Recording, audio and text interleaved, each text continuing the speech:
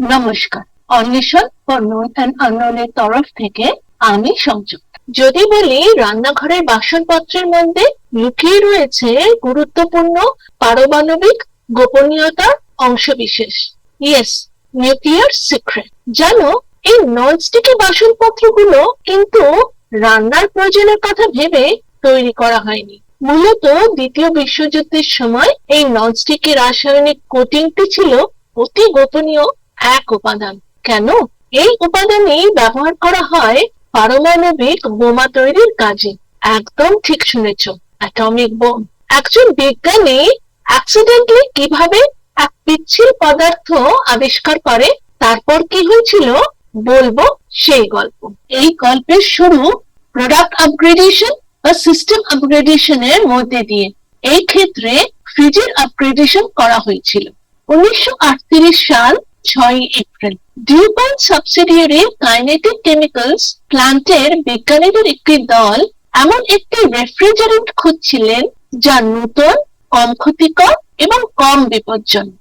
Refrigerant হলো এক ধরনের তরল বা গ্যাসীয় পদার্থ যা ফ্রিজের ভেতর কয়েলের মধ্যে দিয়ে প্রভাবিত হয়ে হিট অ্যাবজর্ব ও হিট রিলিজ করার ফলে ফ্রিজকে ঠান্ডা করে, মানে ওই কুলিং এফেক্ট। গবেষকদের এই দলের সদস্য ছিলেন বিজ্ঞানী রয় প্লাঙ্কেট। তিনি টেট্রাফ্লুরাইথিলিন গ্যাস উৎপাদনের জন্য একটি মিশ্রণ তৈরি করেন, তারপর রেখে দেন সারা রাত। পরের দিন সকালবেলা যখন তারা ল্যাবে আসেন, সিলিন্ডারটির ভালভ খুলে দেখে সেখানে কোনো গ্যাস নেই।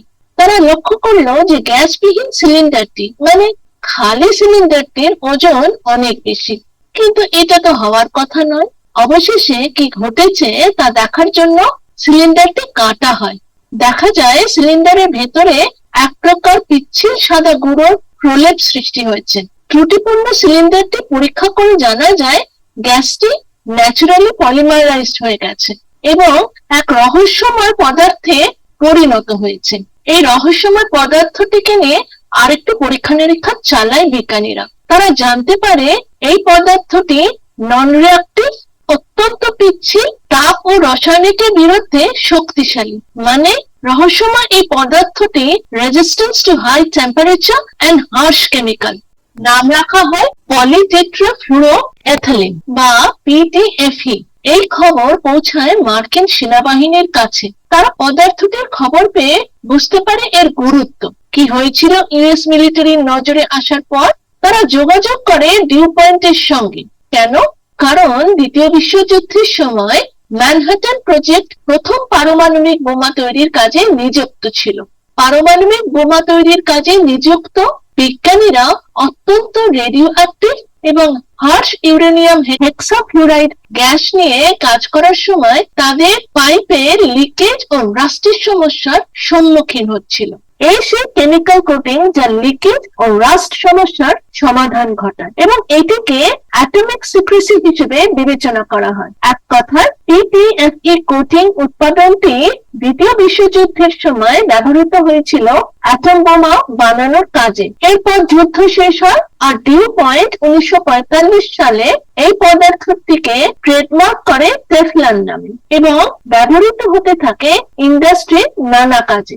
মার্ক গ্রেগর নামে এক ফরাসি ইঞ্জিনিয়ার তার মাছ ধরার সরঞ্জামে কোটিং হিসেবে ব্যবহার করেছিল এই পদার্থটি এবং পরে স্ত্রীর উৎসাহে তিনি রান্নার পাত্রে এই একই কোটিং প্রয়োগ করেন। ফলস্বরূপ 1954 সালে প্রথম ননস্টিকি ফ্রাইং প্যান জন্ম নিল এবং 1956 সালে এটি টেফলন ব্র্যান্ড নামে মার্কেট করা হয়, যা ছিল টেফলন এবং অ্যালুমিনিয়ামের সংমিশ্রণ। এইভাবে আজকের পরিচিত ননস্টিক প্যানের জন্ম হয়েছিল।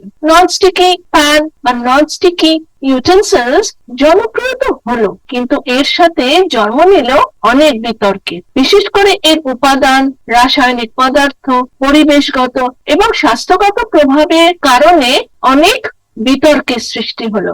উদ্বেগ বাড়তে থাকায় 2006 সালে যুক্তরাষ্ট্রের এনভায়রনমেন্টাল প্রোটেকশন এজেন্সি মানে ইপিএ কনজিউমার প্রোডাক্টে পিএফওএ ব্যবহার পর্যায়ক্রমে বন্ধ করা শুরু করে। পিএফওএ মুক্ত প্রোডাক্টের ব্যবহার শুরু হওয়াটা ছিল ননস্টিক রান্নার সরঞ্জামকে কনজিউমার এবং পরিবেশ উভয়ের জন্য আরো নিরাপদ করে তোলার পথে একটি গুরুত্বপূর্ণ পদক্ষেপ। সময়ের সাথে সাথে ননস্টিক কুকওয়্যার হয়ে ওঠে আরো উন্নত, আরো বৈজ্ঞানিক এবং নিরাপদ। কেমন লাগলো আজকের এই গল্প? ভালো লাগলে একটা লাইক, শেয়ার এবং কমেন্ট করবেন। অন্বেষণ নিয়ে আসবে এরকম অনেক নতুন নতুন গল্প।